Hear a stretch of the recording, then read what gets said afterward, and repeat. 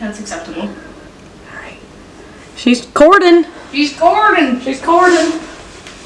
Well, that's gonna be in the frame. How embarrassing. A nice butt. Oh, stop it. Okay, just gotta scoot Michael over. I killed Gusum. I thought he was already dead. I'm upset. Sorry. Oh, you texted me. I'm on my way. Oh, good. Yeah. You're glad you're okay. Here. Alright. What are you drinking? $5 wine. That's okay. Whatever gets you through. I'm drinking LaCroix. Oh, calm down. Get hydrated.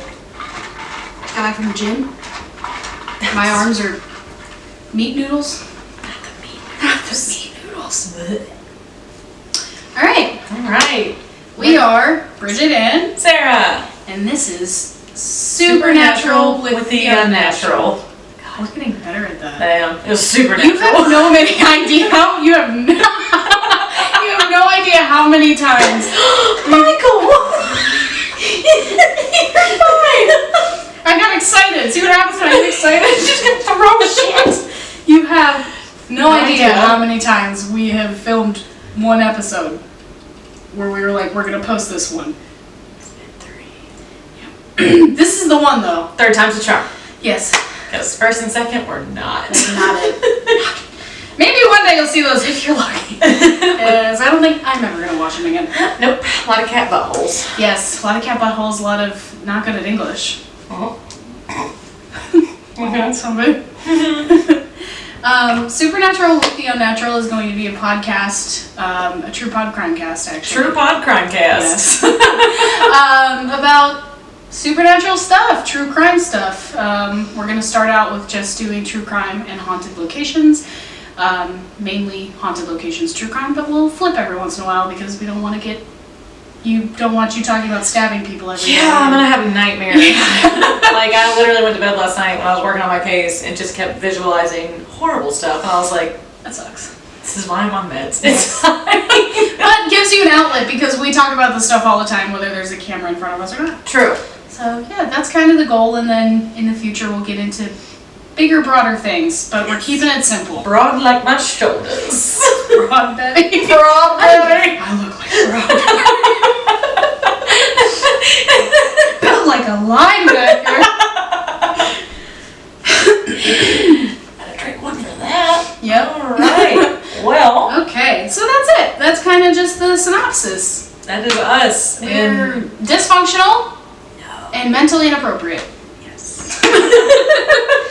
And I will go first, okay? Yay, I don't like going first Thanks. or last. I don't like going at all. But that's why I'm going first, because that's even worse. Yeah. Yeah. Alright, where are you taking us on our spooky adventure? I mean, maybe nowhere if this No, doesn't no, you know what? doesn't stop being stupid.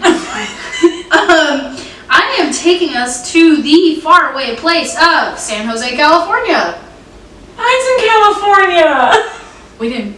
This is why we're doing a podcast. Mine's in California. That's exciting. It What is. part? Santa Cruz. Basically the same place. Yeah.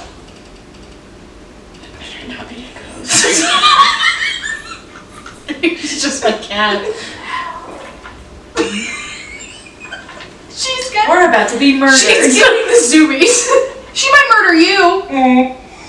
Had some mishaps the last few days. Okay. I'm fine. Alright, we're going to California twice. Yes. So. I'm going to turn this way. Okay.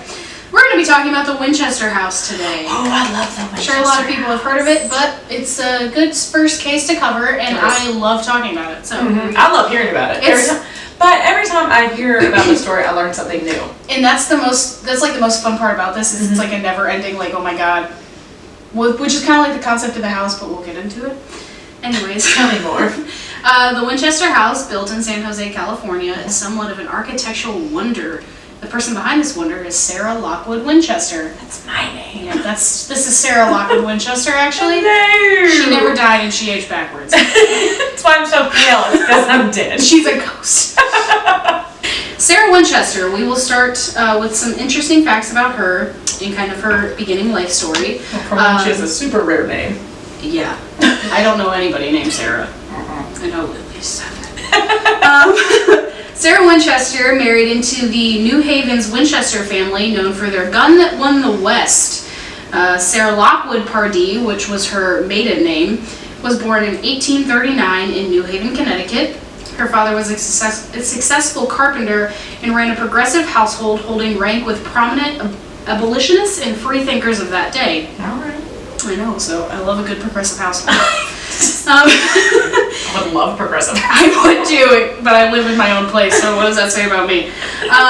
Influenced by her father, Sarah was all around a great student, learning 4 languages and demonstrating proficiency in music, math, and science. So that progressiveness definitely carried over. Yeah. And her dad was very supportive of her ambitions, which is not good awesome. at any of those things. I mean, I'm not either.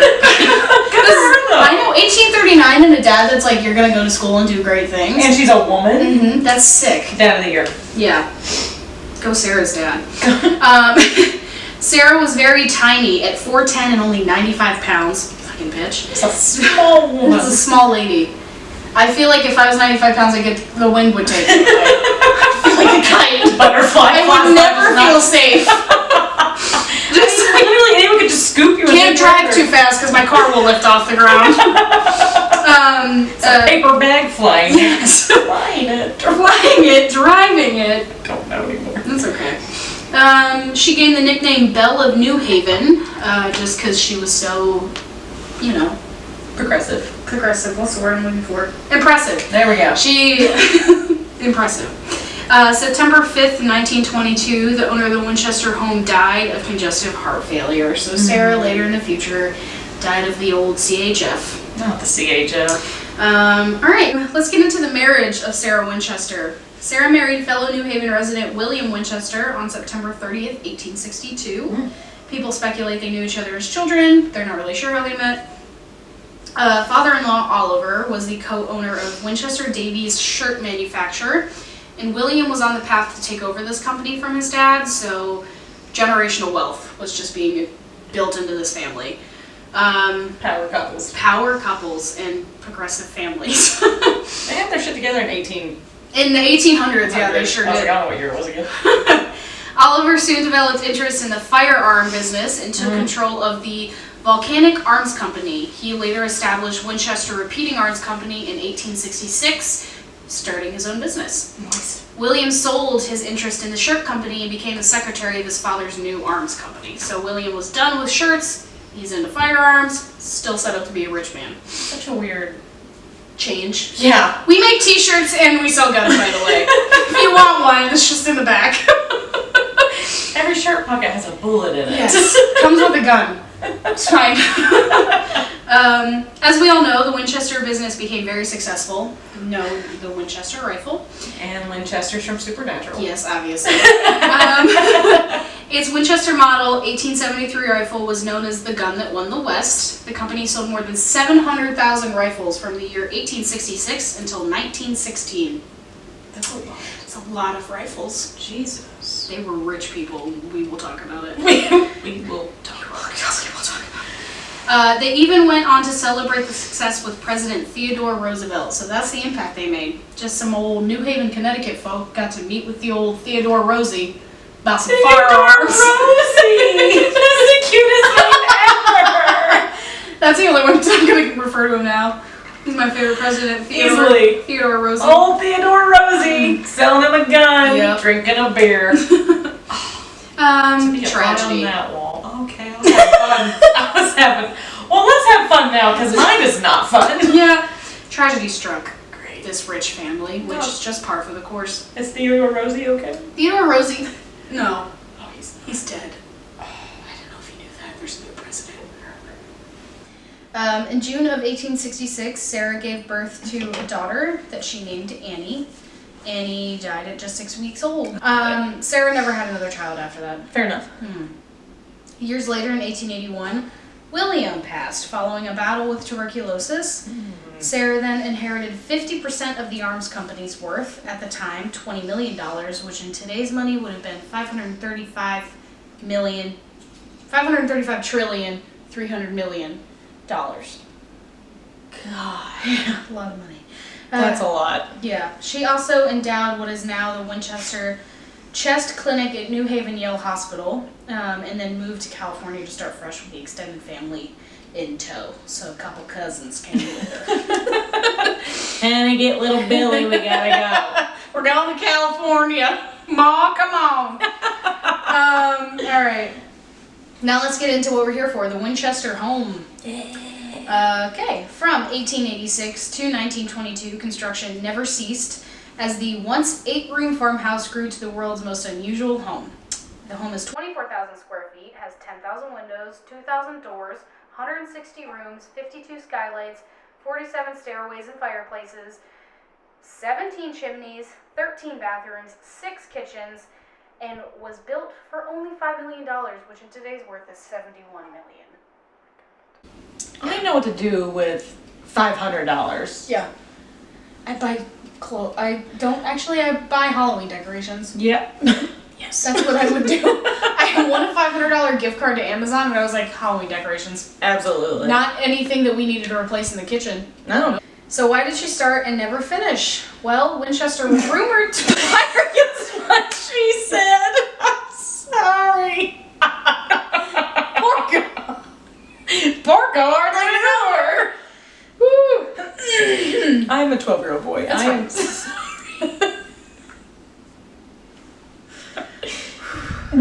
Go ahead. Go ahead. It's fine. All right.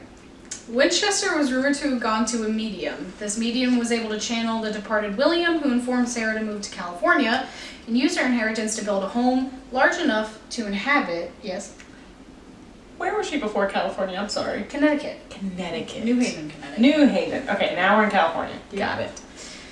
Paying Someone's attention. not paying attention. The medium said that William told her to use her inheritance to build a home large enough to inhabit the fallen souls at the hand of the Winchester Arms Company. If she were not to do so, she would be haunted for the rest of her life.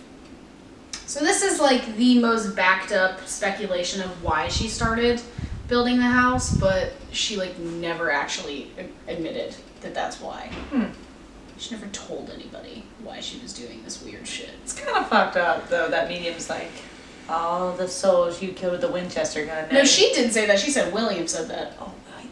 Her husband, who left her with this burden, was like, now you gotta build a house for 700,000 people. I mean, what else was she doing in 18 whatever with Nothing. $7 million? $535 million. 100 billion potatoes. What else is she doing? Workers were there scheduled on rotating shifts. The house was worked on 24/7, expanding the originally built house into what it is today, a 7-story mansion. Due to this obsession, the house was haphazardly built, resulting in rooms being built inside of walls, windows looking into other rooms, staircases to nowhere that were given different risers to create a distorted look, doors would open to solid walls, and hallways had dead ends.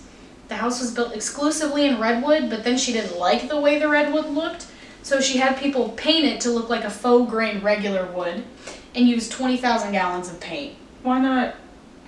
Did she stop using that wood? No. She just, you not paint it. Okay. I know you installed all this. I'm but now we're paying you gonna to paint do it. something, Pretty so. much. Damn. You know what? If I was one of the workers in the house, I'd be like, I can't do it anymore, Sarah. This is bullshit. This is stupid. If I have to paint one more squiggly line, I'm going to jump off of the 7th floor. That goes to nowhere. You're gonna have to build me a room because I'm gonna haunt you for the rest of your life. Okay. Gold and silver chandeliers hung from the ceilings above hand-inlaid parquet flooring. Dozens of artful stained glass windows created by the Tiffany & Co. company, which I didn't know they were a thing back then. Same. Not like we shop there, but go. Seriously, can't afford it anyways. Including some design by Louis Comfort Tiffany himself. Oh, co stands for comfort. Oh. You know, I didn't realize that the first time I put that down. But here we are. Look at you learning while you telling us stories. Just gotta practice what you preach. One window in particular was intended to create a prismatic rainbow effect on the floor when the light flowed through it. Of course, the window ended up in an interior wall because what the fuck was happening there? Thus, the effect was never achieved. Right, the sun never shine, shown? It doesn't shine through walls. It didn't shine through, yeah. So I don't know what or who was like, we're gonna do this beautiful rainbow room. Sarah was like, we're gonna put that window there, and then you're gonna build a wall right behind That's it. so stupid. Why build that room if you're not gonna make it pretty? She doesn't know what's happening. She's just walking around. She's just in the walls. she's hiding in the walls. Has anybody seen Sarah today? Just hear light knocking. Help! I'm lost in my own house. I can't find Mom. Mom, Pa left I don't turn know why we butter. made them Southern. They're from Connecticut. Don't either. Because we're from the South back, That's guys. the only answer right there. Unfortunately, in 1904, an earthquake struck San Jose, and the Winchester Mystery House sustained a hefty amount of damage.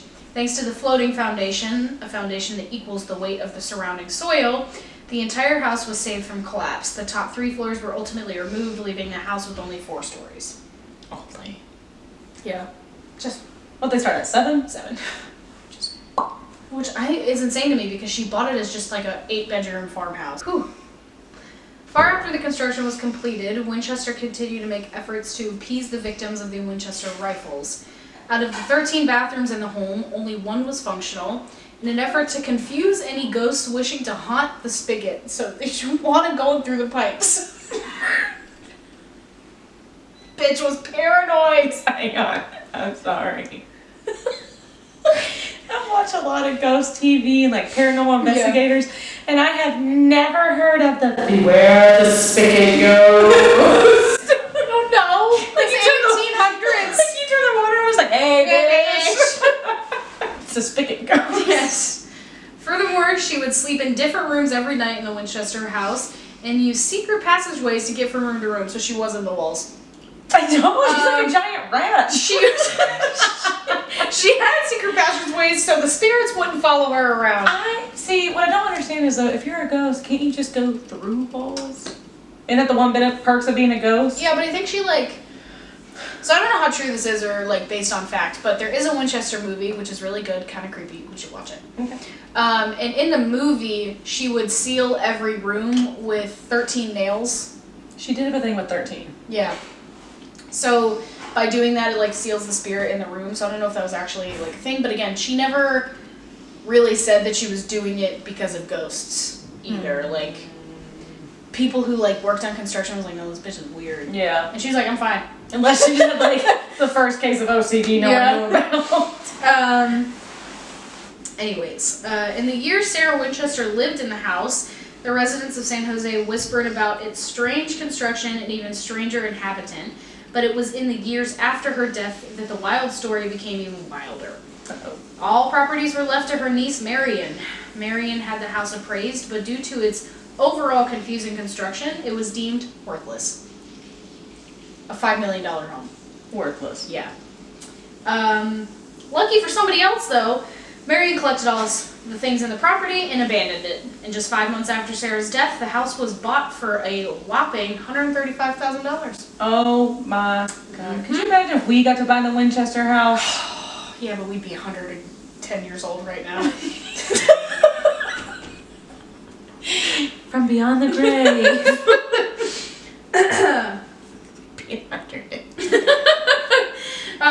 It was officially open for tours after it was bought. I don't know who bought it. Later on, a secret attic was discovered that there was no proof of in the original, like, blueprints. Mm-hmm. They just found it. It was believed, people think it was a storage room at one point. Inside this attic was a pump organ, a Victorian-era couch, in a dress form, sewing machine, and various paintings. They just kind of decorated the house with those.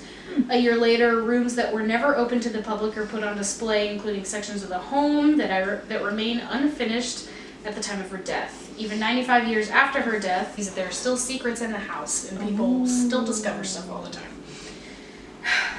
This is like way cooler than the Biltmore house. Oh, 100%. Yeah. Except it's not North Carolina, so. Not. No. Biltmore House is apparently haunted, though. You should cover that one day. Should. I've been there so many times. I was gonna say, because then we could do a spooky tour on it. They're so mean there. I got yelled at the last time I went there. Why? I don't know. Oh my God. The lady was just having a bad day. She's like, there's so many people here. Why do you want to walk through this house? You're leaving mud everywhere. Occasionally, visitors to the home reported feeling spirits that have long resided in the home, though, of course, paranormal investigators have turned up nothing. But that's not true, and I'll explain that later. But perhaps there are That statement I just made is false. Hang on. Actually, no. But perhaps there are still some spirits haunting the abode, maybe even Sarah Winchester herself. After all, she built the house for the dead, and she is now dead. What? She's dead. Yeah, I know. Might as well take advantage of it while you can. She's like, oh, I mean... Well, she knows that house, and she's like... I've slept in every room, and I know the passageways. I know the sneaky walls. It was never specified why she built the house. She never did interviews or left anything in writing. It is just proclaimed that the medium that mentioned earlier contacted her deceased husband, and he told her what to do with the fortune. Yes. The Winchester... Okay. I apologize for the next few minutes. Just The Winchester buckle up. Mystery House was featured on an episode of Ghost Adventures, and this is where I will get into There's Never Been Anything Turned Up. It was season 5, episode 4. They did a lot. We should. Zach Bagans gives me anxiety, though. He's so dramatic. And the jeans he wears, it's his clothes. It's his clothes. Because he looks like a skater boy. Mhm, from 1994. Yeah. And with a faux hawk. Yeah. Do you forget what he looked like? No, but he's so dramatic. He's like, and then they were in these walls, a secret passage, and you're like, okay. Oh my god, I often think about that scene where he looked at Aaron and he was like, Poor Aaron. He goes, I don't know what just happened, but something came over me and I just want to kill you right now. Yeah. And Aaron turned around and he goes, where are you going? Away from you! But Aaron still does stuff with him, and I I'm like, know. why? You've been threatened so many times. So many times. On this episode, they did a lockdown that was terminated early, unfortunately, because Zach found out that his grandmother had passed away Oh, during the walkthrough. that's sad. I know, it is sad. We just made fun of him. It's okay. It might have been a long time ago. It was season 5. They're like season 400 right now. Okay, So. well, yeah. This was probably in 1902. Yeah. Zach Bagans is a vampire. I would not be shocked. I wouldn't either. He's the medium that told Sarah Winchester to do this house. He was like, this is going to make a great story later on.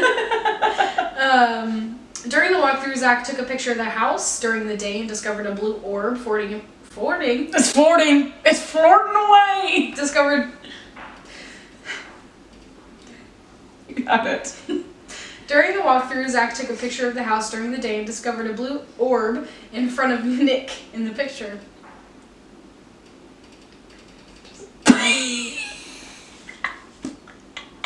You're doing great, sweetie. Forwarding. Okay. Forwarding. It's forwarding. They also caught an EVP of a female laughter at some point. Oh, Other okay. EVPs caught, you can hear words being said, I hate Nick, Oh. hey you, enter, Aaron, kill. Why is it always Aaron? I don't know, poor guy. He told me was the other quote. And then the last one is, Aaron, you're an ass. That's just, no. That's Zach Bagans in one of the little secret passageway just going, Aaron, you're an ass. Some points during the investigation, there were temperature changes and fluctuations. That night the temperature was 72 and periodically in the house it would drop down to 65. They reported this happening, and at the same time they would feel a presence or a phenomenon. Josh stated at some point picking up some sort of interference of signals on the villa left for no reason. Throughout the experiment, the Ghost Adventures and Joshua feel cold breezes around them, and as well as some physical contact happening. To make physical contact, they became more aggressive, and they started to feel ill, and they started to feel like they were going to throw up. The continuous... I think I was drunk when I wrote this. Oh my god! The continuous Lee heard something throughout the night. Who's Lee? No! They continuously, I think is what that's supposed to say. You're taking me on a wild goose steak right now. Like continuously! Sounds like a magician. And his assistant, Martha. Alright. That was like a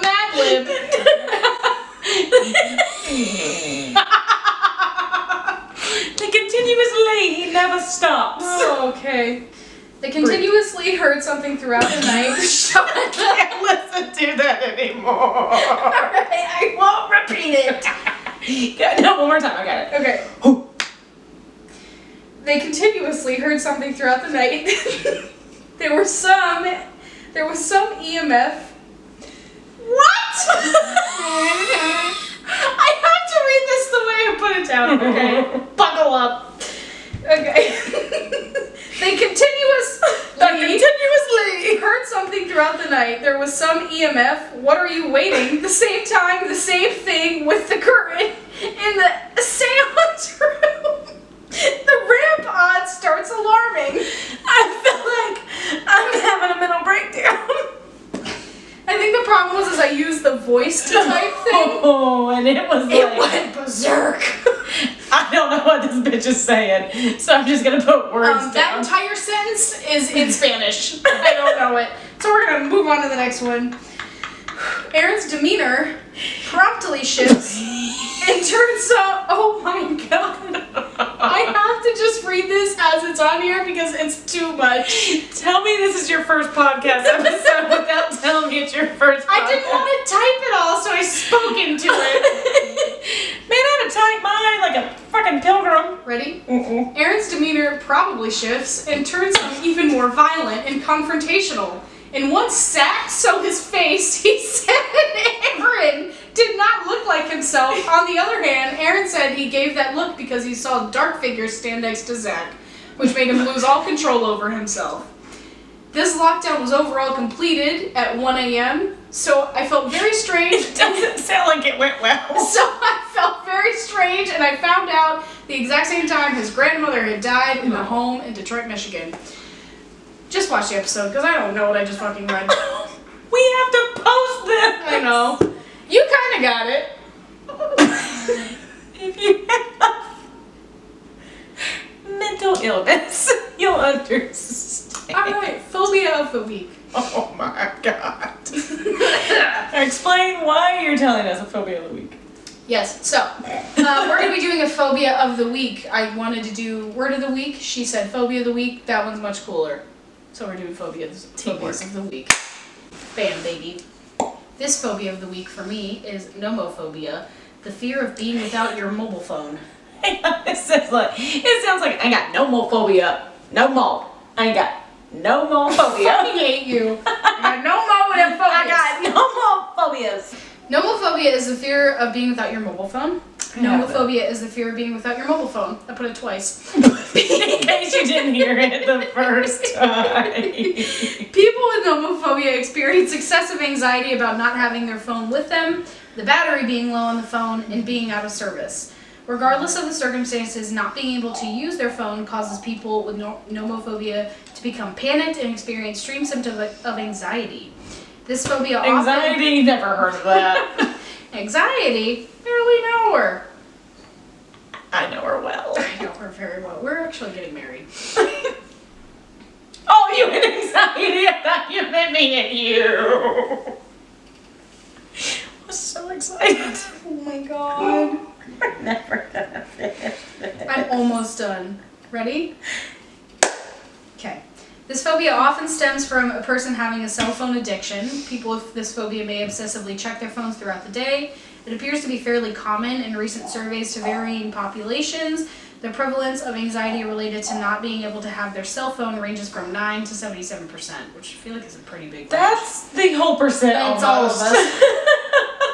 A group of Italian researchers suggested that nomophobia be added to the 5th version of the Diagnostic and Statistical Manual of Mental Health Disorders. My thing is though, I have that because when I'm in my car, I need to have my phone in case I break down. My thing is I need to have my phone if I don't know where I am. Because how am I going to get home? Exactly. That or like, because my car, I'm a great driver, so I need my phone. She drives like she's driving a go-kart. Mario Okay, Kart. I call it a Mario Kart. Okay.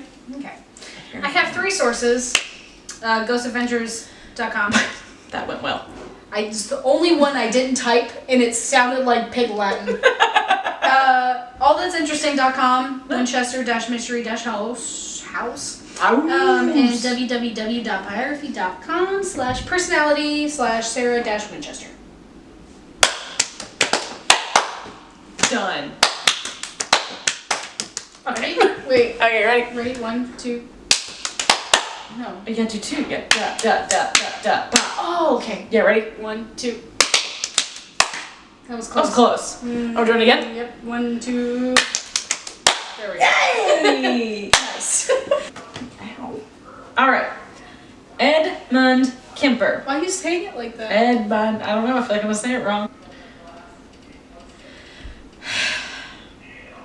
Edmund Kemper. Yep. I'm so full. Okay. So he was convicted for, I don't know why I'm talking like a robot. He was convicted for killing 6 young women and his mother and her best friend. That's fucked up. Oh, that is tip of the iceberg, my friend. What if one of If your you're kids, upset already. if one of your kids ever kills both of us, Mm-hmm. I'm going to possess him and send him off a cliff. Little backstory. Edmund was born on December 18th, 1948 in Burbank, California. He was the son of Edmund and Clarnell Kemper. Ew, he's named after his dad. We got daddy issues. We got mommy issues. We got a lot. So he's Edmund Jr. Yep. A lot to unpack here. At the age of 9, Kemper's parents divorced and Kemper was sent to live with his mother and 2 sisters in Montana. Kemper's mother was an alcoholic and very critical of him. She frequently belittled, abused, and humiliated him. That's not okay. She even sent him to sleep in the basement because she feared he would harm his sisters. She rarely showed him affection and feared that she would, quote, turn him gay. Oh, hell. No. Right? Right? Right. Like the hunchback in Notre Dame. Welcome to True Pot. I just like turned around and looked at you and your posture's so good and I was like, oh hell no. She said what? Run, Betty. Felt like a linebacker. She regularly told Kemper he reminded her of his father and no woman would ever love him. It is possible, I'm not letting you under the blanket. It is possible that he suffered from borderline personality disorder, which is characterized by a long term of unstable interpersonal relationships, disordered sense of self, and strong emotional reactions like this. I'm so sorry. I'm just having a good time. How's everybody doing tonight? I am not doing good. That's embarrassing. That was- Continue. All right. In Kemper's early life, some dark signs began to emerge. He would cut off the heads of his sister's dolls, which I did that too. I didn't put it in my notes. I'm not. What? He would cut off the. Why were you doing I that? hated Barbies, and everybody's like, "You're a girl, play with Barbies," so I'll pluck their head off and then not play with them It's not anymore. their fault. I just didn't like them. But I'm not a murderer. I'm fine. We don't know that yet. This is only this third episode. First 13th episode. And Fran has only been trying to get under the blanket thrice. He also made his sisters play a game that he called Gas Chamber. I already don't like this. The fact that he made his sisters play a game, I don't like it. Called Gas Chamber. It's like, what? Oh, Where did you get this idea? what? Yeah. So he would make them blindfold him and lead him to a chair where he would then pretend to writhe in agony until he, quote, died. That was the game. Mm-hmm. Strap me to a chair. I'm gonna. No, he's gonna writhe in agony. Traumatizing. Mm-hmm. So there is a slight trigger warning for animal abuse. It's not great. We have a cat running around the room right Also now. vet techs, which doesn't feel good. Just okay, good. Yep. Just take a sip for the homies. His first victims were the family cats. At 10 years old, he buried one cat alive, which is. Francine, cover your ears. I know. I feel bad. She's like, I gotta I'm sorry, go. he buried it alive? Mm-hmm. I don't like him. That's my worst fear. I don't like him. No. And at 13, he slaughtered another cat with a knife. Yep. So after that debacle, Kemper was sent to live with his father, someone who he looked up to and was closer to. After some time, he was sent back to his mother, who decided to send the troubled youth to live with his grandparents in North Fork, California. Oh, great. Let him live in California. It's not like they had enough serial killers. Before leaving to live with them, he became immersed in learning everything he could about firearms. After he killed several small mammals, sorry for name, and birds, his grandparents took away the rifle. Fueled with rage, Kemper decided to get his revenge. On August 27, 1964, the enraged 15-year-old shot his grandmother in the kitchen after a heated argument. Jesus Christ. So, he waited for his grandfather to return home and shot him by his car and hit his body. So the reason he killed his grandmother is because he wanted to see what it felt like. No. I have qualms. Mm-hmm.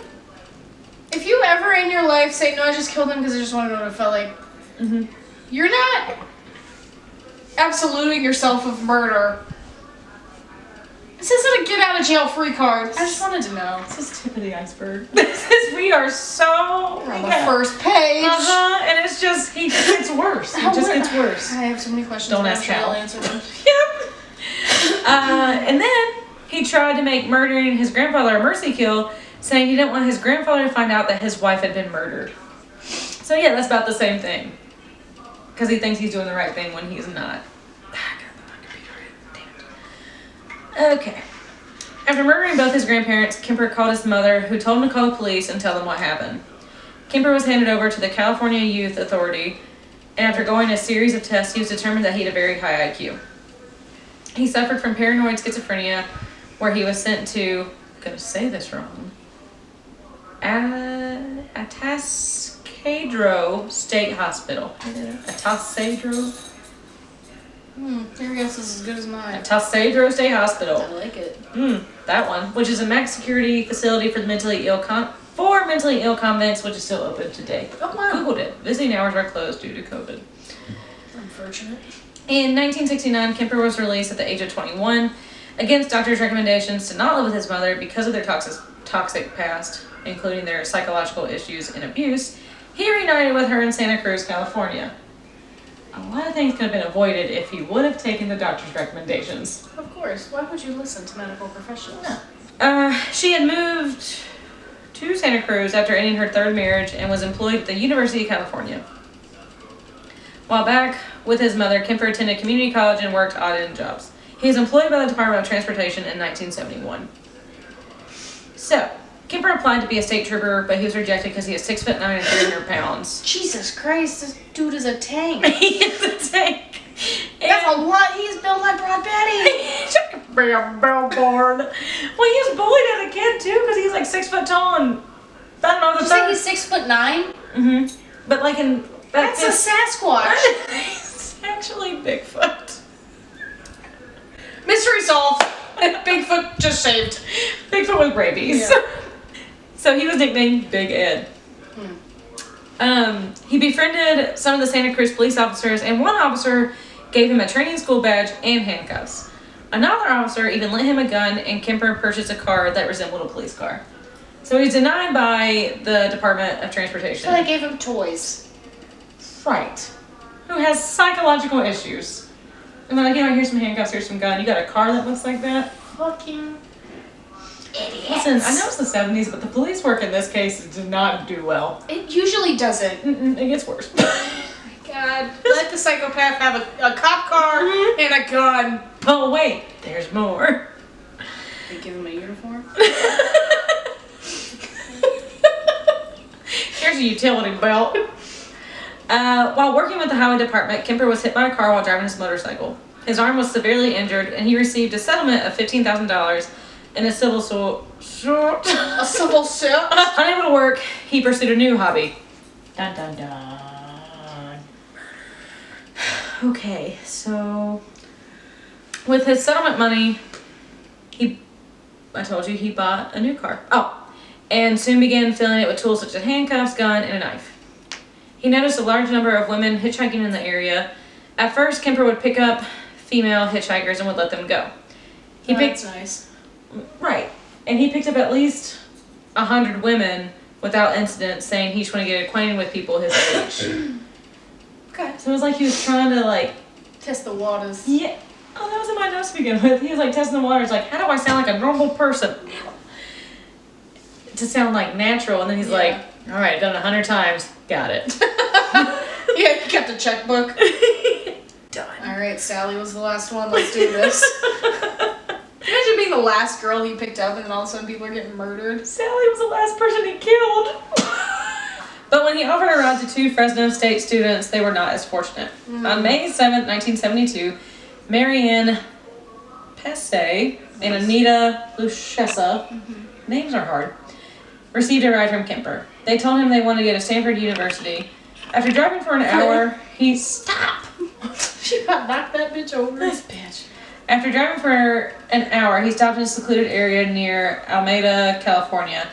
He was familiar with this area because of his work with the highway department. Unknowingly to his passengers, he changed direction where he was going.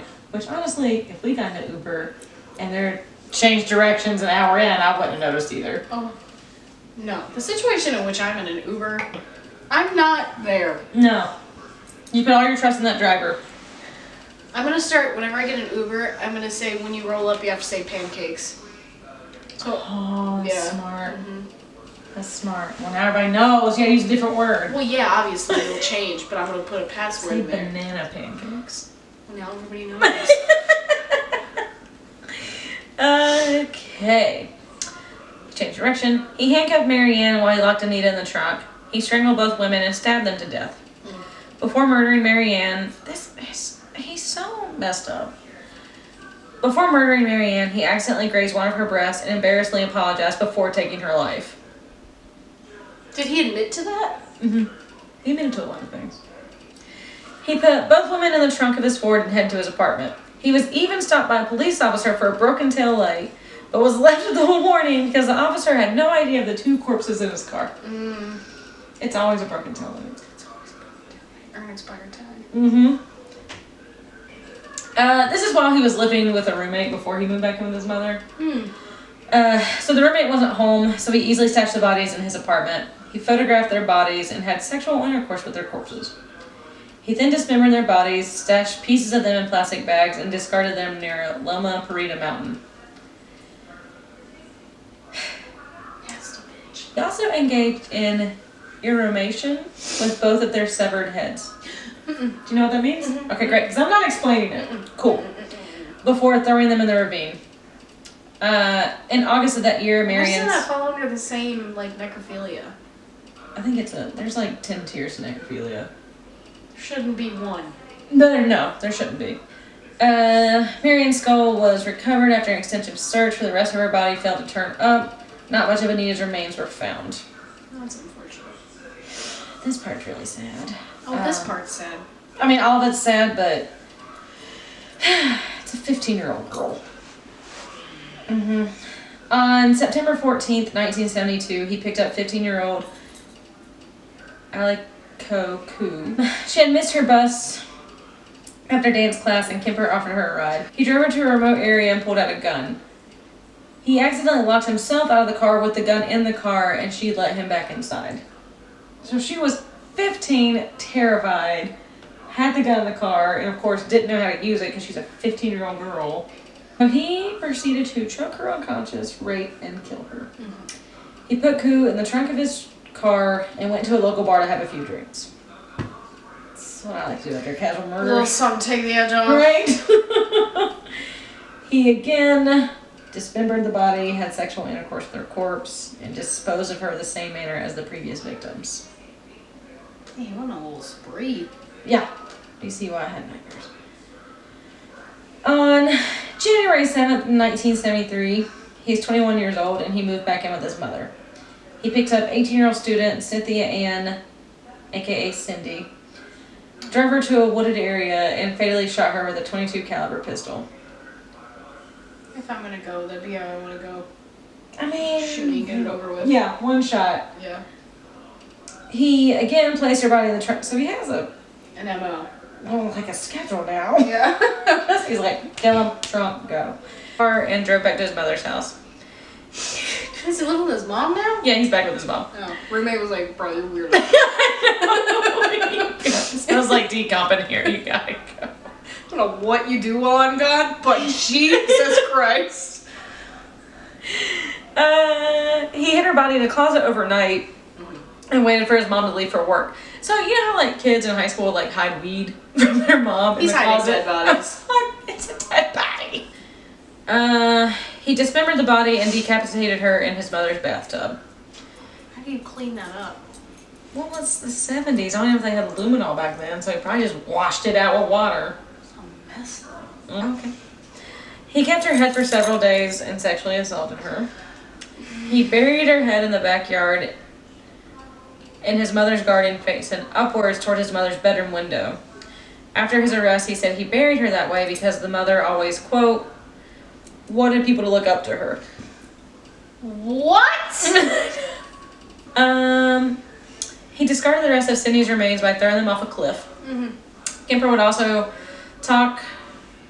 Oh, so while he was at home, he would also talk to where her head was buried, affectionately, if he was talking to a spouse or a girlfriend. I hate him. Mm-hmm. So just He's like not okay though. no, he's got many psychological issues, but he's very intelligent. That's the thing, is like he knows he's, and we'll get to it, but he knows he's messed up, but he just can't stop. Yeah. After police, Not the police. located the head's location, neighbors watched from the windows while they dug 16 inches into the ground and retrieved her head. Ooh. Rosalind Thorpe and Allison Liu were targeted after Kemper had a heated argument with his mother. Campus security advised students to only accept cars that had a university. Can't deal with you. University. Go stop the university! Okay, let's try that again. You're aggressively British.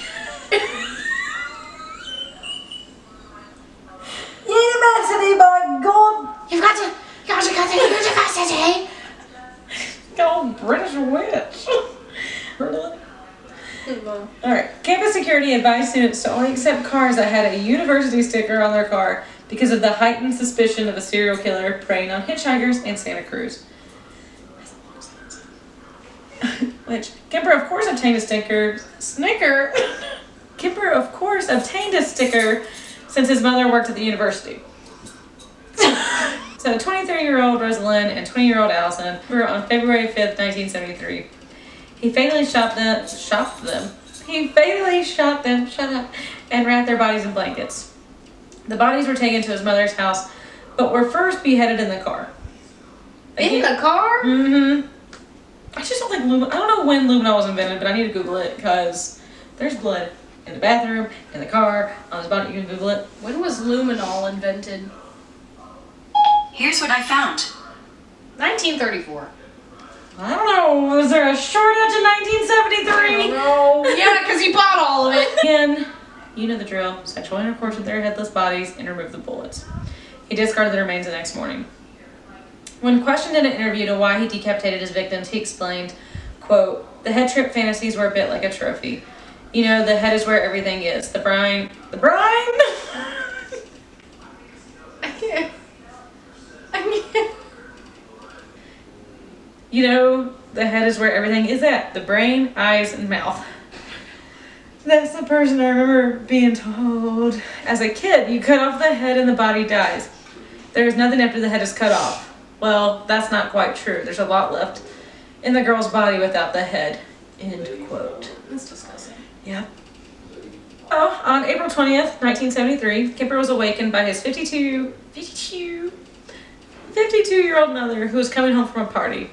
Which at 52. Coming home from a party? I know! His mom living it up. I hope I'm not lively when I'm 52. We're not that lively yet. Now. At now. At now. While she sat in bed reading a book, she noticed Kemper enter her room and she said, quote, "I suppose you're going to want to sit up and talk all night?" And he said, "No, good night." Ooh. Kemper waited for his... Fight. It's... This part's really fucked up, but it's just... It's juicy. Kemper waited for his mother to fall asleep and snuck back in her room where he bludgeoned her with a claw hammer and slit her throat with a penknife. Jesus Christ. Mm-hmm. It gets worse. Does he ever say why he did it? Okay. He decapitated her and engaged in irrematio No, not with his mom. No, he didn't. with her severed head. Not with his mom, he didn't. He did. No, he didn't. Well, this, I feel like if you murdered someone, this is what you would do. Me? Listen, this part, not what I just said. This part. He also put her head on a shelf and promptly screamed at it for an hour. Promptly screamed at it for an hour, threw darts at her and smashed her face in.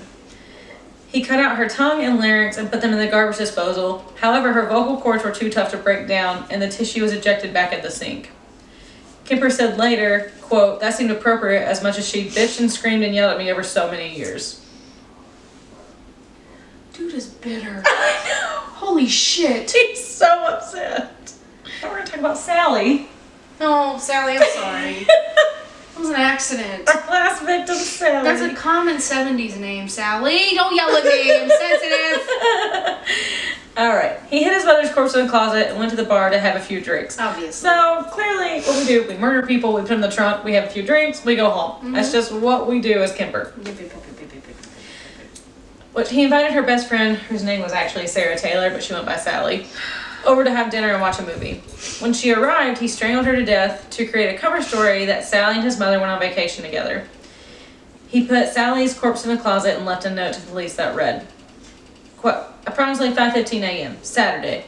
No need for her to suffer anymore at the hands of this horrible, another quote, murderous butcher. It was quick, asleep, the way I wanted it. Not sloppy, incomplete, gents, just a lack of time. I got things to do." He wrote that as himself. Well, as the murderer, they didn't want. But What did it set it up to make them seem like they went on vacation together? Where to her house? no, because they're both gonna be missing. Oh, okay. Yeah, they're both in the closet because no one checks the closets when they're looking for people. Obviously. Duh. Such an idiot. Idiot. So Kemper fled the scene and drove 1,000 miles nonstop to Pueblo, Colorado. Don't want to say I'm sorry, it like now to that. stop. That is the biggest gas tank I've ever heard of. I know. I need to see what gas mileage he's getting. It's kind of like an electric car. In the It's just 70s, solar the powered. 70s gas mileage was a cool 2. Well, but gas was also a nickel. No, it's true. But he did nonstop, taking caffeine pills to stay awake. In his car, he had 3 guns and 100 rounds of ammunition because he believed there was an active manhunt and he was the target. This part's not funny, but it's funny. In a minute. Once he arrived in Colorado, he hadn't heard any news of his mother's murder, so he found a phone booth and called the police. He confessed to the murders of his mother and Sally, but the police did not take him seriously and told him to call again later. What? He literally... Guys, I murdered these. No, you didn't. No, you didn't. Several hours later, Kemper called again, asking to speak to an officer he personally knew. He confessed again to the murder of his mother and her best friend and waited for police to arrest him. Once they arrived, he confessed to the murder of the 6 students. When asked in a later interview why he turned himself in, Kemper said, quote, "The original purpose was gone. It wasn't serving any physical or real or emotional purpose. It was just a pure waste of time. Emotionally, I couldn't handle it much longer.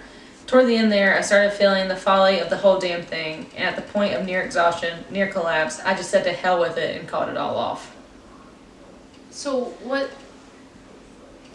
He was treating it like it was some sort of job he had to do? Pretty You just got much. tired of it? Well, that... You can't put your 2 weeks notice in on being a serial killer, bro. He's like, you know what? And then they didn't take him serious. He's like, I murdered 2 people. And they were like, No, you didn't. nah.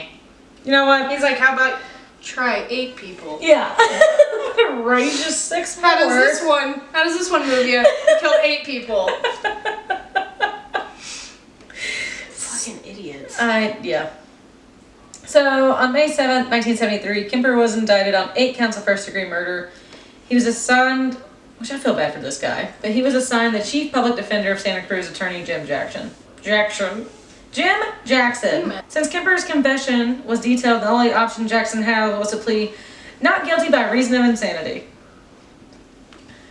Kemper attempted to commit suicide twice while in custody.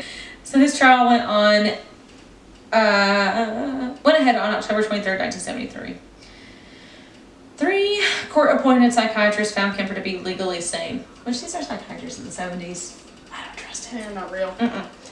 You ate a grape the wrong way, and the psychiatrist's like, no, that one's not right. Like, what's the main one's name? What? The main psychiatrist. That's the main psychological. Not Ferguson. It's Pavlov? No. Frederick. What's his name? I don't know. What's his name? Ferguson. Frederick. Frugal. It's gonna bother me. Frugal McDougal. No. It's Freudian. Freud. Oh! God. I feel better. I don't even know what the point of that was. Okay. One of the psychiatrists interviewed Kemper using truth serum, which I don't know how that's legal. No, that's not real. No. That's not real. You need someone take this man's license. I know. But then he relayed to the court that Kemper engaged in cannibalism. Kemper alleged that he sliced, which I hate this word, flesh from the legs of his victims, cooked and consumed them in a casserole. Kemper appeared to have known the nature of his acts were wrong, and he showed signs of malice afterthought. On November 1st, Kemper took the stand. He testified that he killed the victims because he wanted them, quote, for myself, like trophies, and intended to convince the jury that he was insane based on the reasoning that his actions could have been committed only by someone with an aberrant mind. He said that the two beings inhabited his body and that when the killer personality took over, it was, quote, kind of like blacking out. On November 8, 1973, the 6-man, 6-woman jury deliberated for 5 hours before declaring Kemper sane and guilty on counts. Good. Why did this take 5 hours? Should have taken a quick. I don't even need to go into that room. 20 minutes, maybe. Kemper asked for the death penalty, requesting death by torture. What? I realized I just breezed past that. He probably wanted to put a gas chamber for real. Process No. what you just said to me. He received 7 years to life for each count. So this is kind of some fun facts for you. I don't like it. It's fun. Oh, okay. Are we done with the case? Well, we're in prison now, so yeah. Oh, okay. So he went to prison. He's at California Medical Facility. So he was incarcerated in the same prison block as Herbert Mullen, who is a serial killer convicted for killing 13 people. There we go. There it is. And Charles Manson. What? They were You all in heard- the same prison? You heard of him? You heard No, of I him? don't know who that No. Isn't he the singer? Yeah. No, he was in 2.5 Men. He's a dancer. Kemper's petty. He had a disdain for Mullen, who Yeah, we committed. just learned that. Kemper had disdain for Mullen, who committed murders in the same area as Kemper. He said that Mullen was, quote, just a cold-blooded killer, killing everyone he saw for no good reason. Oh, okay. What the fuck was his reason for killing 6 college students and his mom and their best friend? Well, his mom, like, maybe I get it. But, Yeah. I don't know. right? So, because he had a habit of singing and bothering people while they watched TV, so at one point he threw water on him to shut him up. They fight. Oh no, listen, it's kind of funny. So, he even used positive reinforcement by giving, who he called Pavlov! This is a Pavlov scenario. Yes. So he even used positive reinforcement by giving his fun nickname Herbie peanuts when he behaved and he was quiet. Listen, it was so effective that Herbert would ask politely before he would sing because he gave him peanuts when he was good. It's a dick. I know.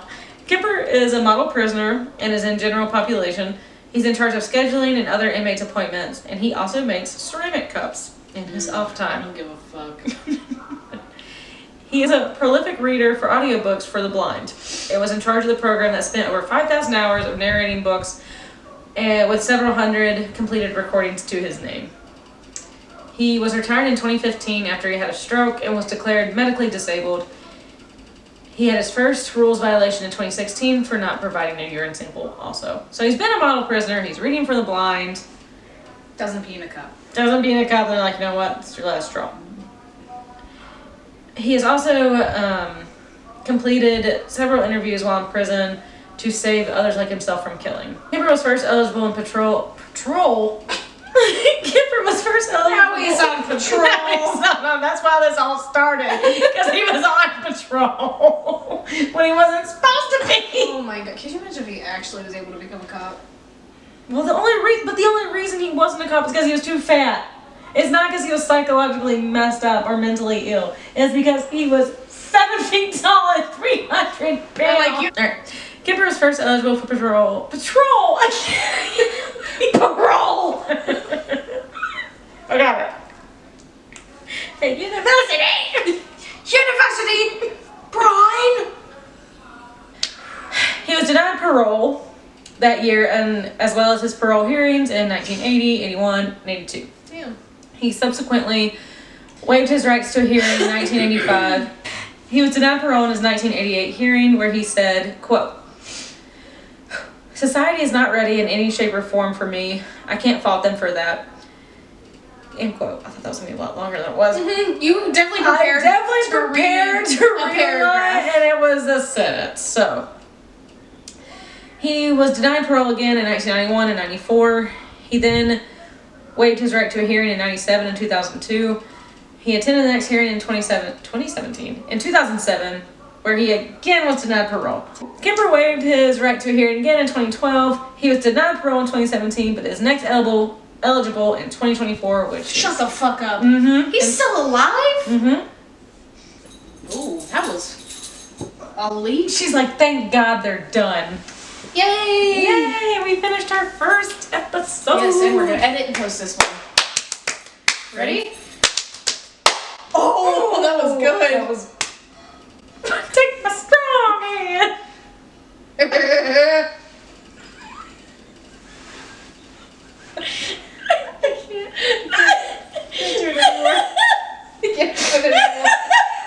I don't know what just came over me. I like it. He likes to be for confirmation. You heard that too? I didn't make that shit up, right? No. Oh, okay. So that what you gotta do it together. Ready? Go. And that's supernatural. With the Unnatural, we have Instagram, TikTok, we have an email, we'll put it in there, and Facebook soon. We're gonna edit this, put it on YouTube. Maybe soon, hopefully one day, we'll be on a podcast platform and you won't have to see us anymore. Because we are caterpillars, we're potatoes, we're crying. We'll eventually start, I wanna do a cooking show, maybe like a mixology show. We got a lot of plans, got a lot of big hopes. We're most likely definitely gonna start doing last meals when we do our podcast. So Famous last meals, we're gonna cook them up. we're waiting for a cookbook to arrive. It's gonna be great. She forgot to order it. We're gonna talk about that later. When's our chair getting here? Hasn't been shipped yet. I ordered them at least. Oh, I haven't shipped it. Anyway. Getting really good at that. I like it. What was that? What did he say? What did he say?